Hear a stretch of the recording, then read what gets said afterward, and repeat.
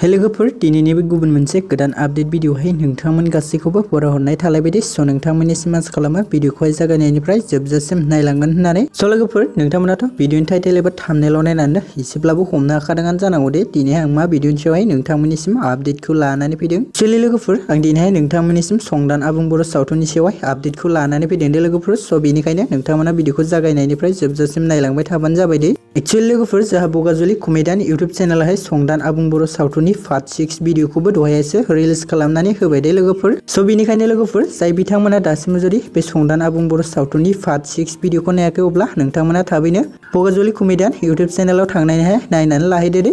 ओमफ्राय लोगोफोर नोंथांमोना बे संदान आबुं बर' सावथुननि पार्ट 6 भिडिअखौहाय सोर सोर नायखो कमेन्टनि गेजेरजों फोरमायहरदो दे लोगोफोर। आरो लोगोफोर जाय बिथांमोना दासिमबो जुदि नायाखै अब्ला नोंथांमोना थाबैनो बे भिडिअनि डिसक्रिपशननि लिंकजोंबोहाय नायहैनो हागोन दे। बे भिडिअनि डिसक्रिपशनावहाय आं लिंकबो होनानै होदों दे स' नोंथांमोना बे लिंकजोंबो थांनानै नायहैनो हागोन दे। ओमफ्राय लोगोफोर नोंथांमोना बेबायदिनो फैनो गोनां नेक्स्ट पार्टखौबो नायबावनो थाखाय बगाजुलि कमेडियान इउट्युब चेनेलखौ सापर्ट खालामनानै होबानो जाबाय दे लोगोफोर। स' लोगोफोर बिदिब्ला दिनैनि शर्ट आपडेट भिडिअआ बेखिनियानोमोन दे लोगोफोर। आसा खालामो नोंथांमोना भिडिअखौ नायनानै मोजां मोनबाय।